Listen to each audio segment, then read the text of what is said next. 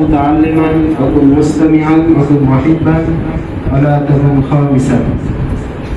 শুকরিয়া আদায় করতেছি রব্বুল আলামিনের দরবারে যে রব্বে কারীম আপনাকে আমাকে দুনিয়ার বিভিন্ন কাজ থেকে ফারিগ রেখে দুনিয়ার ভিতরে সব থেকে দামি মজলিসে উপস্থিত করেছেন, এর জন্য শুকরিয়া আদায় করি আলহামদুলিল্লাহ।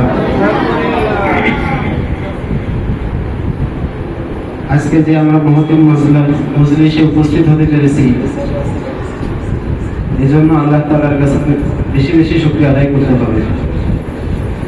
আল্লাহ তাআলা আমাদেরকে সৃষ্টি করেছেন তার ইবাদত করার জন্য। আমাদের জীবন বিধান দিয়েছেন আল কোরআন। আল কোরআনের প্রথম শব্দই হলো ইকরা বিসমি রাব্বিকাল্লাযী খালাক, পড়ো তোমার প্রভুর নামে যিনি তোমাকে সৃষ্টি করেছেন।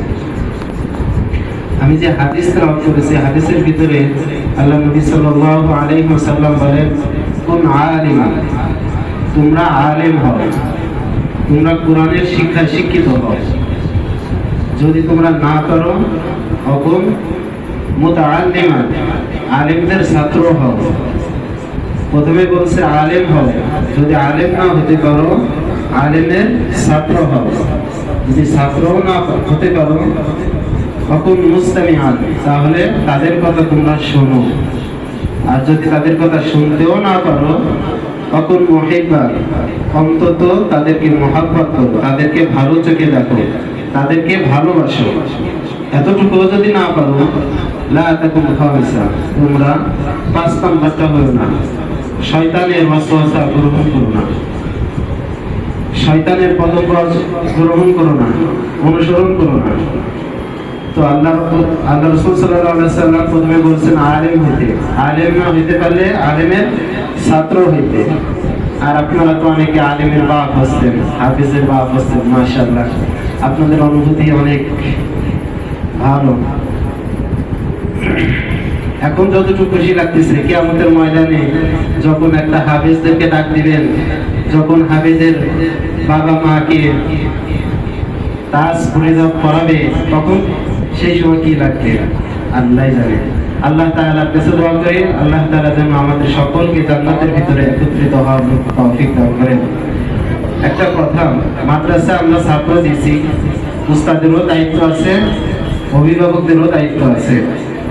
শুধুমাত্র উস্তাদের উপর ছেড়ে দিলেন, আপনার সন্তানের কোনো খোঁজ খবর নিলেন না, কোনো ফায়দা হবে না।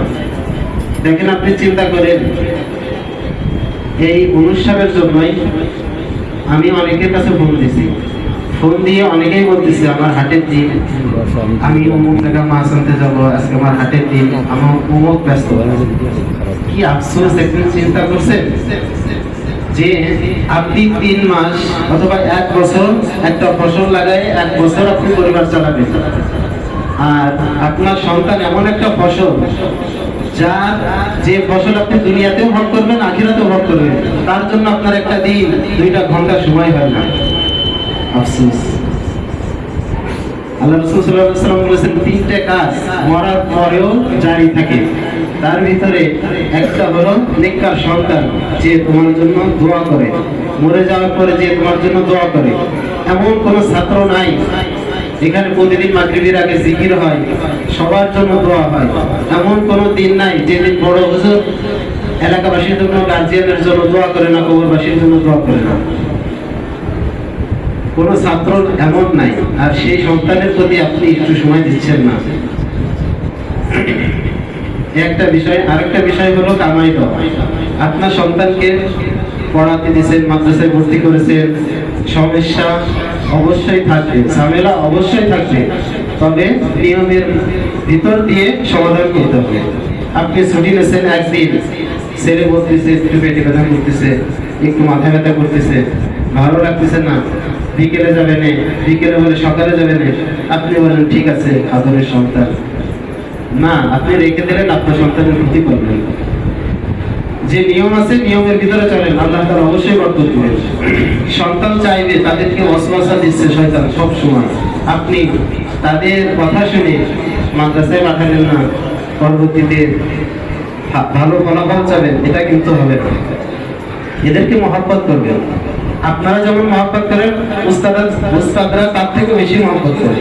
কারণ এখানে যে কয়জন ছাত্র আবাসিক থাকে, আপনার কাছে কয় ঘন্টা থাকে? সপ্তাহে 1 থেকে 2 দিন, 3 দিন আর 24টা ঘন্টা উস্তাদরা এখানে মনোযোগ করে। তারা কি করতেছে? তারা যদি খেলাধুলা করে তারপরেও 3 জন শিক্ষক দেখাশোনা করে। তারা ঘুমিয়ে আছে তারপরেও উস্তাদরা উঠে উঠে দেখিয়ে যায়। এত কদর করে যে কদর বাড়িও পাই না।